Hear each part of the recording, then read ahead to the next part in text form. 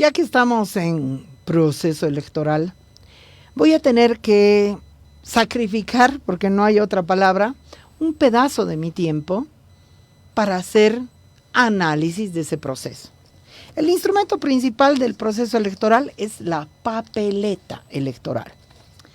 Sin embargo, normalmente, básicamente, la papeleta tiene varias opciones y se hace el análisis de comparación de opciones en base a un programa de gobierno, que es lo que los partidos presentan.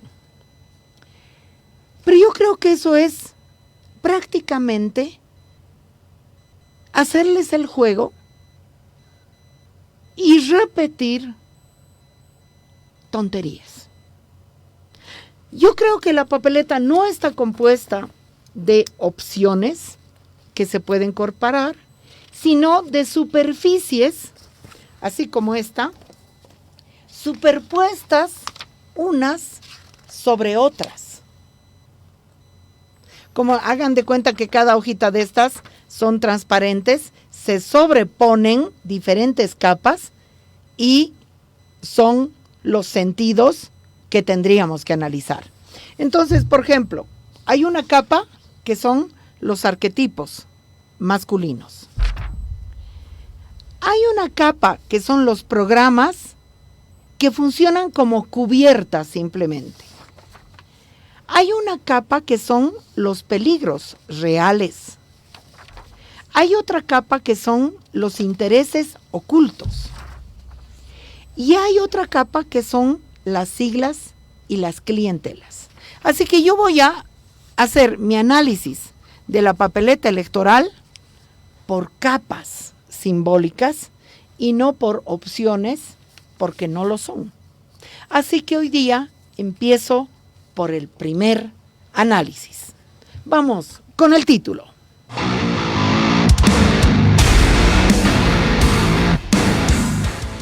La papeleta electoral, una galería de machitos. La papeleta electoral es una superficie debajo de la cual hay otras superficies sobrepuestas, unas sobre otras e invisibles a los ojos. Les propongo un análisis de la papeleta electoral no en base a comparación de opciones, sino en base a capas. Hoy la capa básica y más fuerte, que es la capa de los arquetipos masculinos que la componen. Arquetipo quiere decir básicamente modelo. No es la única capa y haré a futuro el análisis de las otras capas, pero quiero empezar por esta porque es la más fuerte. Empiezo por esta capa porque es una de las que le da el sentido, que es una de las que caracteriza con mayor intensidad lo que estamos enfrentando. No solo por la masiva cantidad de hombres en la papeleta, sino más que nada, porque todos, sin excepción, se han presentado más bien no como propuestas, sino como personalismos. ¿Qué quiere decir? Que todo gira en torno de sus personas. Eso es el personalismo. Es decir, opciones basadas en ellos como protagonistas únicos de las ideas, de las fotos y de las interlocuciones. Ninguno presenta un equipo, y cuando lo presentan se trata más bien de una suerte de paisaje de fondo.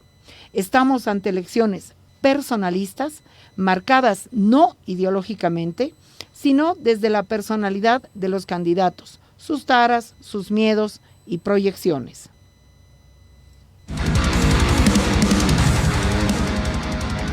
Es curioso que aunque dicen ser muy distintos uno del otro, son más parecidos que hermanos gemelos si de arquetipos masculinos se trata. Evismo, tutismo, dunismo, manfredismo, samuelismo, castillismo, richterismo, ricardismo, larismo, etcétera, etcétera, etcétera. Ellos.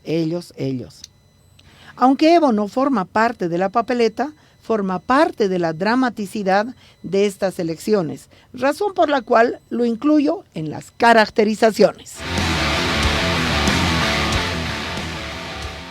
Primer arquetipo en juego. Lo he titulado así: Evo, el tirano mesiánico. Evo es el arquetipo del hombre que se considera un salvador. Ocupar ese lugar psíquicamente lo coloca en un lugar incuestionable. Cualquiera que lo cuestiona traiciona no a Evo, sino al planeta, al mundo, al país, a los pueblos indígenas. Es el hombre que ha perdido toda dimensión de sí mismo y también todo parámetro de autoconciencia. Nada le remuerde, nada le pesa. Él no carga defecto ni error alguno. Todos están mal menos él. No existen los pueblos indígenas, su historia y sus complejas voces, sino solo existe él como indígena único y designado quién sabe por qué dioses. Por eso ha gestado el evismo, que está muy por encima del masismo. O que mínimo debe ser evismo y masismo sinónimo uno del otro. Evo por eso mismo es un hombre muy peligroso, porque es capaz de jugar con el país, con la muerte de sus más cercanos, con tal de encumbrarse como una leyenda. Se cree un Tupac Katari, del cual además maneja simples clichés. El abuso continuo cometido contra mujeres jóvenes, menores de edad, provenientes del movimiento indígena campesino, es algo que no le preocupa, cuestiona ni importa, en lo más mínimo, ni a él ni a sus secuaces, porque disponer de las vidas de esas jóvenes para él ha sido un derecho y una proyección de su poder. Y más allá de ser un derecho y una proyección de su poder, es su mayor oferta para el conjunto de machos del país.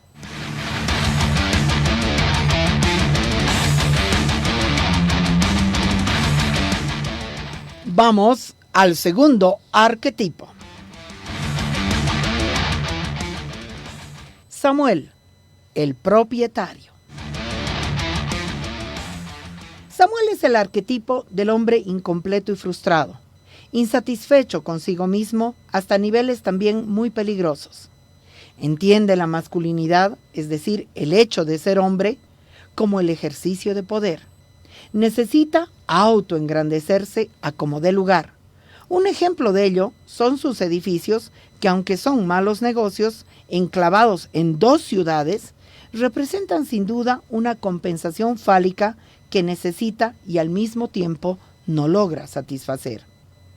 Es tan extrema esa angustia que aunque pierda plata, le sirven para proyectar su supuesta grandeza en un plano físico que le consuele. Es peligroso porque un hombre así no escucha realmente a nadie. No gobierna, sino que se apropia de aquello que él maneja, y digo lo de manejar en términos metafóricos. Su familia, como en muchos otros casos, porque en esto no es el único, son un accesorio de su propio prestigio. Debe ser muy difícil ser el hijo o la hija de Samuel si no quieres ser su accesorio. No es generoso sino consigo mismo. Para el resto es miserable, tan miserable que en Bolivia, en lugar de montar un negocio beneficioso para el país, compra una cadena transnacional que importa alimentos que aquí producimos, como es Burger King. Como todo lo que le rodea es su propiedad, se puede deshacer de sus accesorios a conveniencia y ocasión, como lo hizo con Yanine Áñez. Cuidado con quienes creen que con un hombre así se puede construir algo. Lo que quiere este frustrado es que Bolivia se convierta en su accesorio también.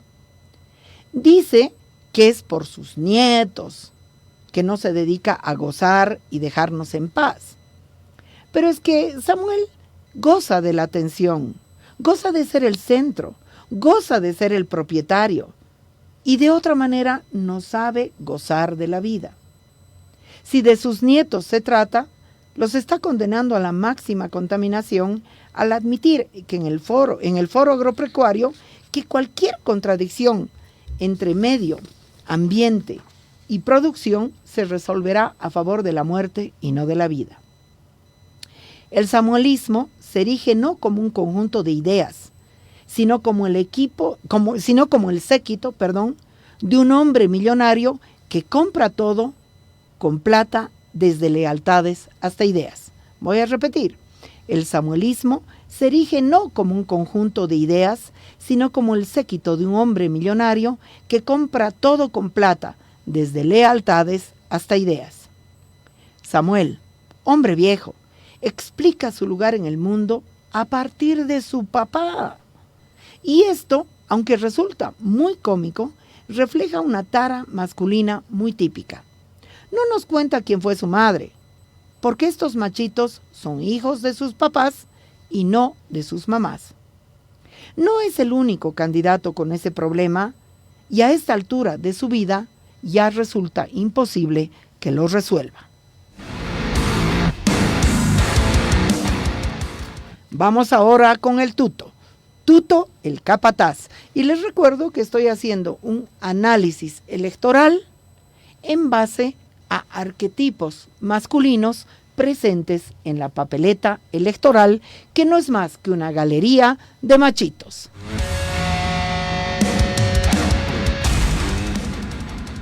Tuto, el capataz. Yo no sé si lo han notado, pero Tuto ha adoptado hace algunas semanas ya un tono mesiánico, semipoético, grandilocuente, bastante ridículo. Lo vi sin querer, sin buscar ni nada, hablando del Salar de Uyuni como si fuera un profeta y no un candidato. Estos tipos van perdiendo la chaveta. No es un hombre que habla en realidad con nadie, sino con el patrón. No es un hombre que llega a nadie, sino al patrón. No es un hombre que tiene nada, sino legitimación del patrón. Fue presidente un año apenas, hace más de 2 décadas, y sigue recordándonos cada que puede lo magnífico que fue. Una vez que por azar y deslealtad con Banzer logró el cargo, se convirtió en esclavo de esa experiencia y de esa sensación, e intentó por todos los medios posibles volver a ser presidente de este hermoso país. Pero nunca más lo logró, porque la persona menos esperada del mundo se le cruzó en el camino, Evo Morales. Entonces, todo su ser, su vida y sus sueños se construyen alrededor de ese odio que no logra superar. Odia a Evo Morales en la mañana, odia a Evo Morales en la tarde y odia a Evo Morales en la noche. Al extremo que ha llevado su trauma,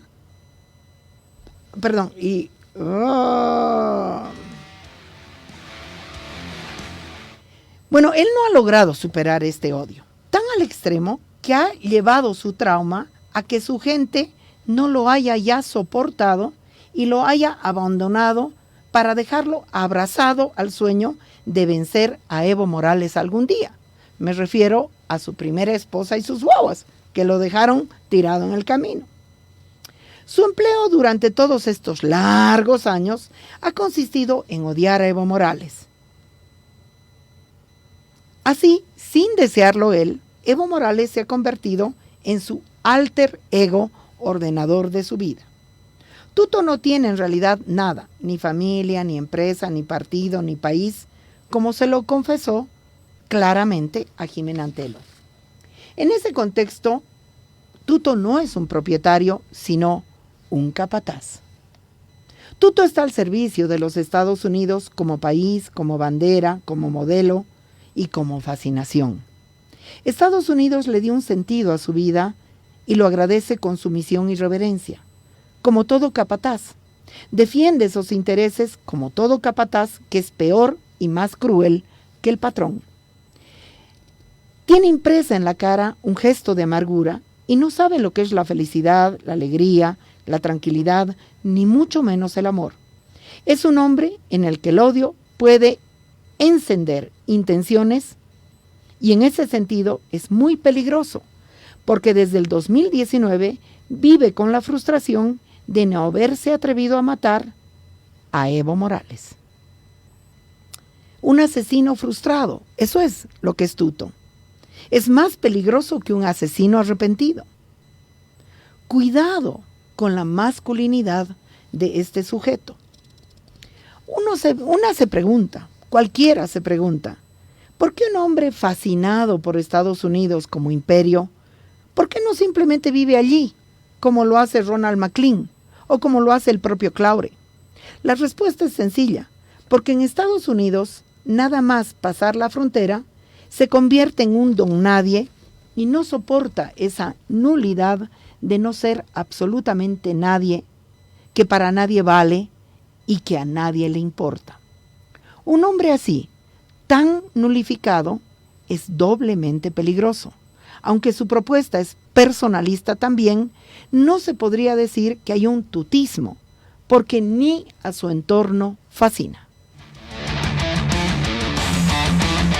Estamos en el análisis de los arquetipos masculinos de la galería de machitos que representa el proceso electoral. Vamos con Manfred, el eterno capitán. Manfred es el centro de los complejos con la vejez de su cuerpo y de su cara. La ha retocado al punto que ya no se la puede retocar más y se ha convertido en la máscara de sí mismo. El tiempo ha pasado, pero tampoco ha logrado procesar su derrota histórica y quiere y necesita urgentemente su revancha. Es entonces el machito que exige la revancha porque está seguro que ahora sí ganará. Esta vez sí. No sabe perder y en eso es muy parecido a todos los demás. Estamos frente a machitos que no saben perder. Se presenta como capitán, aunque mando no tiene, porque es el título que le fascina y al que se aferra desesperadamente. No hay mucho más, es un hombre mediocre que no tiene nada que ofrecer, ni simpatía, ni historia personal, ni visión de la vida, pero ahí está, queriendo ser más de lo que es. Se presta ideas del fascismo porque son las únicas que alcanza a comprender. La simpleza de esas ideas le gusta porque logra repetirlas.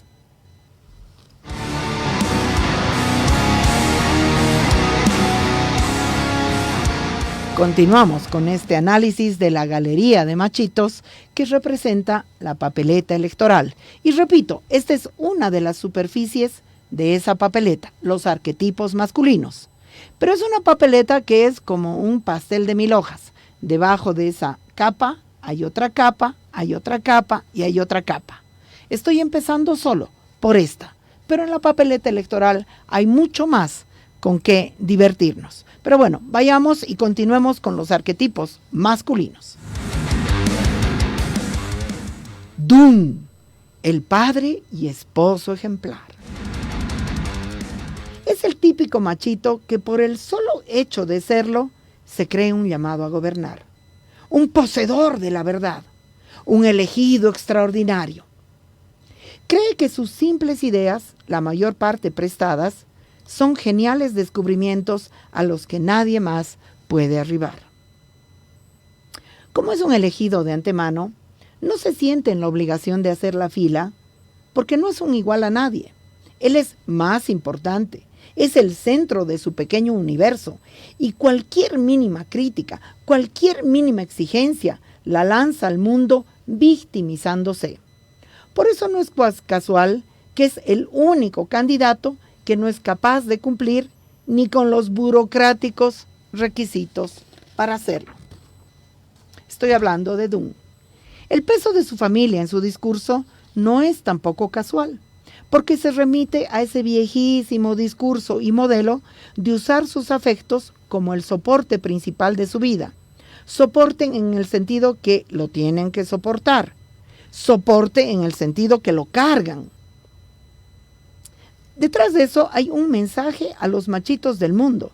La familia es útil porque te carga. Porque en ella mandas. Porque de ella eres el proyecto y el sentido.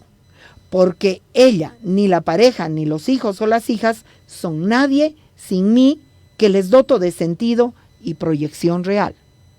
Por eso es que ser la esposa de Dun es ser la sin nombre, es ser el piso, es ser el soporte. Ser la hija, el hijo de Dun es ser nadie, es ser el piso, es ser el soporte. Y es esa aspiración al pater familias, al jefe de hogar, a la cabeza de hogar. Es eso lo que Dunn está vendiendo. Allí radica la porción principal de su pequeño éxito, en tiempos en los que masivamente las mujeres han dejado de desear ser el soporte y quieren ser protagonistas de sus propias vidas. Las mujeres aspiran ahora a tener su propio nombre y no ser de Dunn, de Pérez, de Castillo ni de nadie, ser sí mismas. Muchas mujeres no quieren ser el soporte ni el piso donde los machitos se puedan erigir. Por eso él vuelve a ofrecer ese lugar como salvaguarda de poder. Decir que es retrógrado es poco. Esto no es un reaccionario, porque es peor que eso.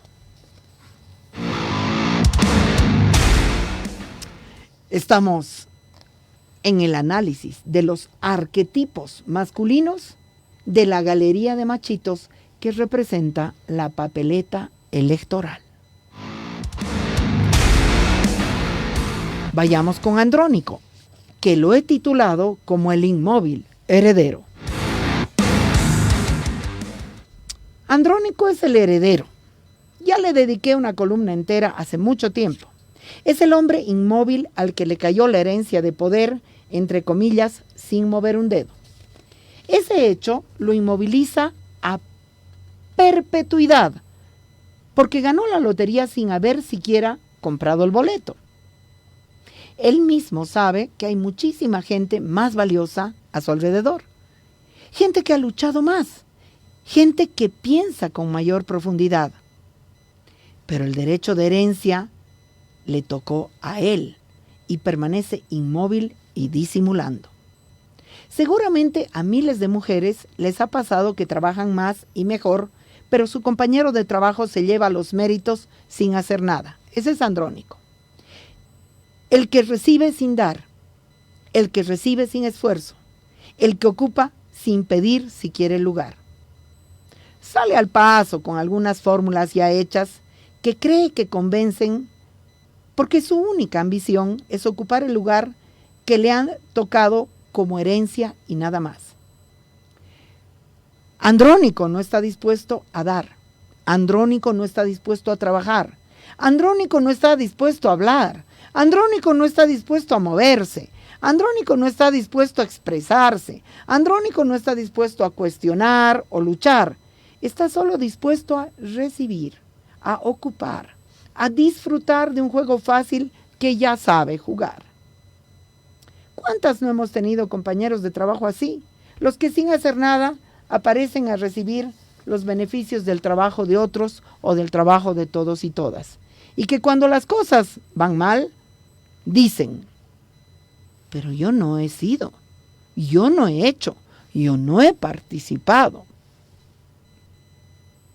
Podríamos calificar a Andrónico como el estreñido, como el bloqueado, como el incapaz de transmitir ningún sentimiento que no sea el miedo de perder el lugar de heredero cómodo que le ha tocado en la vida.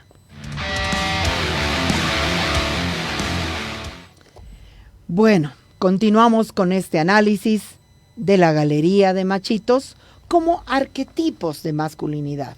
Es decir, yo no estoy haciendo un análisis moral de estas personas, sino que son arquetipos que se repiten muy frecuentemente porque son formas de ser hombre en la sociedad boliviana. Son formas de expresión de la masculinidad en la sociedad boliviana. Entonces, muchas de estas características, están en tu hijo, están en tu novio, están en tu marido, están en un compañero de trabajo, porque son arquetipos, son modelos. Vayamos a Richter, él resuélvelo todo. Ya sé, Richter no es candidato a la presidencia, pero si pudiera hacerlo, lo sería sin dudar ni un segundo. Lo pongo en la lista dejando claro que dejo a Eva fuera únicamente por el hecho de ser mujer y que el análisis de su papel en todo esto lo haré en otro momento. Solo quiero decirle de forma directa a Eva Copa que el concepto de machocracia no lo utilice porque no lo ha entendido, porque la machocracia no se resuelve poniendo mujeres arriba o abajo. Voy a hacer un análisis de la capa de las mujeres que acompañan a estos hombres. Así que vuelvo a Richter porque estoy en el análisis de los arquetipos masculinos. Tiene complejo de superioridad y se postula para alimentar ese complejo, perdiendo de vista inclusive su papel de perdedor. Necesita ineludiblemente alimentar, aunque sea con una candidatura más que fallida, su grandilocuencia. Por eso lo vemos recitar un discurso como si mañana fuera a ser no vicepresidente, sino presidente del país. No aterriza ni con pastilla de Ubicatex. Y sí, estoy segura que muchas se están identificando en esto también a sus novios y amigos, porque es otra de las taras masculinas más frecuentes, sentirse simplemente merecedores de todo. Creer saber lo que se debe hacer en el país y en el mundo entero. Son los que se sientan con una taza de café a resolverlo todo. Luego se levantan y aunque nada ha sucedido, creen que todo está hecho, tan solo porque lo han dicho. Y si se te ocurre decirles que no es así, te dirán, yo lo dije. Se van a ofender los candidatos porque les estamos quitando los calzoncillos. Vamos al siguiente. Otro candidato a vice, pero que lo pongo en la papeleta porque representa también un arquetipo masculino. Lara, el matoncito de la ley del mínimo esfuerzo. Es el que resuelve a puños las controversias de mando. Es el matoncito. Es el blancón del curso que Armando Jaleo quiere distinguirse del resto y manejar al grupo. Es bajo esa dinámica que se le ha ocurrido ser presidente del país o cualquier cosita que le ofrezcan. Y ahí es que cayó de candidato a vicepresidente, porque estaba esperando que alguien le diga ven joven. Entonces es candidato habiéndose sentado frente a una pantalla para obtener el lugar y diciendo yo soy bueno, yo soy diferente. Es el que promete y promete como vendedor de esquina, esperando que desde la ingenuidad vayan cayendo en sus redes las gentes.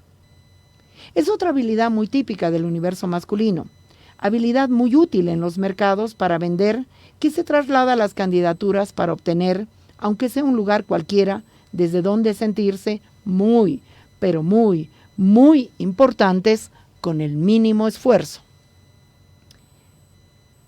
El capitán Lara es otro que se presenta como capitán, aunque ya ningún papel juega en la policía, ni mando tiene, pero se aferra a ese lugar porque es un lugar existencial del que no logra despegarse, porque si el capitán Lara se despegaría de la palabra capitán, no es que quedaría desnudo, es que quedaría nulificado por completo.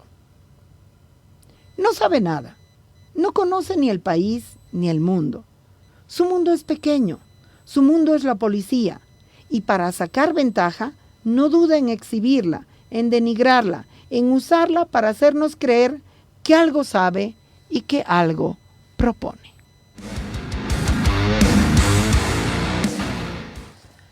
¿Soy mala? No sé.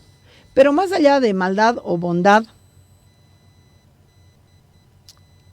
me interesa este análisis porque es análisis de arquetipos masculinos, modos de ser hombres, sí que están muy frecuentes en la sociedad boliviana, pero también que están en crisis y decadencia. Justamente por la respuesta a esa crisis y decadencia es que aparecen en la papeleta, desesperados, como sea. Porque no pueden resolver su crisis de masculinidad en otro lugar. Porque no pueden resolver su crisis de masculinidad de otra manera que constituirse en protagonistas. Continúo. Rodrigo Paz, Rodrigo Paz, el hijo perpetuo de papá. Es el hijo de papá, el típico hijo de médico, que será médico, hijo de abogado, que será abogado. El hombre incapaz de forjarse, imaginarse un camino propio en la vida. El que asume el lugar de papá, lo imita y lo quiere y lo necesita superar para poder respirar. Le dedica todo su esfuerzo y aunque todo indique que jamás logrará superar a papá, empieza a mentirse, a considerarse magnífico, único y hasta genial. Intenta desde ideas no muy profundamente pensadas, pero sí muy grandilocuentemente planteadas, hacerse un camino en esta oferta machista que nos toca sufrir.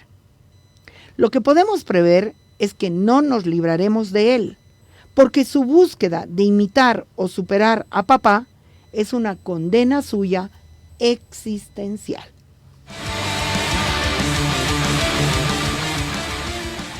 Bueno, se están cansando.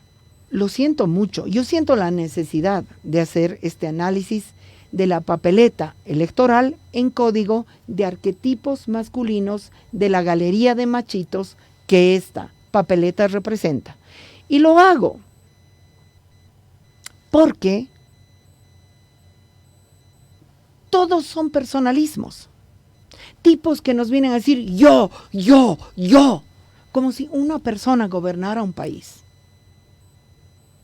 Como si una persona fuera capaz de encarnar las soluciones en economía, en agricultura, en educación, en salud. Entonces, a modo también de divertirme un poco, de curarme en salud, de decir, pucha, no. O sea, por lo menos haré este análisis para responderles que me estoy muriendo o de risa o de aburrimiento. Continúo. Castillo, lo he llamado así. Castillo, el cínico del castillo. Es el macho impune, el que está más allá del bien y del mal, el que no se hace responsable de nada. Al fin y al cabo, y cree que con labia puede embaucar, prometer y hacerse creer. Es el que llamaríamos sin vergüenza, porque no la tiene. Y además cree que no tiene por qué tenerla. ¿Vergüenza yo? ¿De qué? Así nos respondería Castillo. Es el cínico, el mentiroso, el embaucador que se presenta en todas las circunstancias como un ganador. Aunque todas las evidencias lo den por perdedor. Continuamos. Y ahora voy a un cierre, a unas conclusiones generales. La candidatura en todos los casos juega un papel en las vidas de estos hombres para resolver necesidades egocéntricas, complejos de inferioridad o de superioridad, impotencias fálicas, compensaciones fálicas.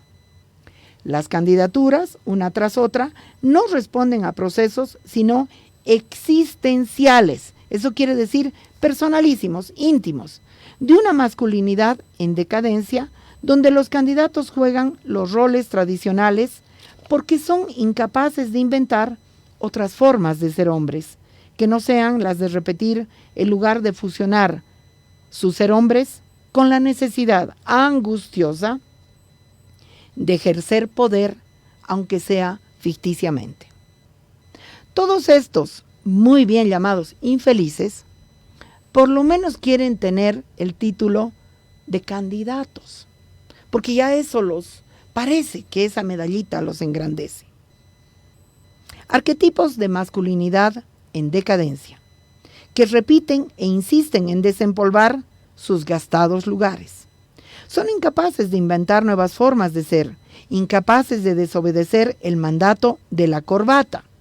Y no me refiero porque algunas veces, por ejemplo, a Samuel, como no tiene cuello, pues no le queda bien la corbata.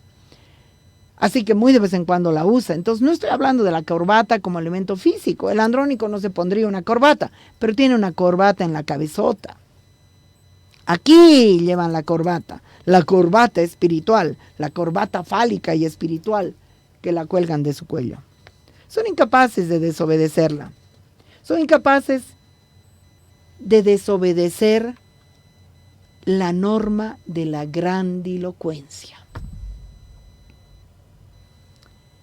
Personalmente, en las calles, entre los chicos más jóvenes, yo veo florecer otras formas que no son estas. Muchos chicos que les gusta ser muy delicados. Muchos chicos que les gusta ser muy sentimentales. Muchos chicos muy lejos de estos modelos masculinos. Por eso creo que son el último coletazo de decadencia que hay que soportar mientras sus formas languidecen. Es decir, no solo Samuel Doria Medina se va a morir pronto, no solamente Tuto Quiroga va a desaparecer pronto, no solamente Andrónico Rodríguez, aunque es joven, está enarbolando un modelo masculino incapaz de expresar sentimientos, una tara que muchos jóvenes están superando. Entonces el modelo que ellos enarbolan está languideciendo, agonizando. Son hombres que no saben escuchar, resolver participativamente las cosas. Están encerrados en problemas de ego personal y muy obtusos. A ninguno se le ocurrió, por ejemplo, lavar platos, barrer pisos, trapear, limpiar o cargar guaguas. Ni nada que sea ni mínimamente creativo. Construyen su imagen asomándose a comer en los mercados con mirada paternalista. Usan guaguas y perros a la par para decir que son buenos y cuando hablan sus voces suenan huecas y sus palabras vacías. Porque en realidad, empezando en Samuel y terminando en Andrónico, a nadie se están dirigiendo. No te están hablando a ti, no me están hablando a mí, no le están hablando al Rufo, no le están hablando a nadie. Están hablando para sí mismos, ante un espejo de sí mismos que refleje el ego que ellos tienen. A nadie se están dirigiendo.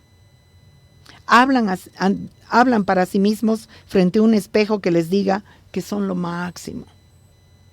Bailan o cantan, aunque todos lo hacen muy mal, porque inconscientemente nos dicen que todo les tenemos que soportar. Estos personajes no despiertan ilusiones, no despiertan esperanzas, no despiertan pensamiento y tampoco futuro. Ningún sentimiento están transmitiendo que no sea el de sus descomunales egos. ¿Y qué hacemos frente a estos? Déjenme fantasear. A todos estos machitos me gustaría regalarles un pasaje a una isla y que allí, en medio de gritos, puñetes y otros jueguitos, diriman sus problemas de masculinidad, que prueben y jueguen a quien orina más lejos y que a nosotros, como país, nos dejen en paz. El problema es que la pelota con la que les gusta jugar somos nosotros como país. Sin nosotros como público no sabrían ni cómo emprender la disputa por quién es el más macho. Bueno, espero que no se hayan cansado. Este ha sido el análisis de los arquetipos masculinos presentes en la galería de machitos que es la papeleta electoral.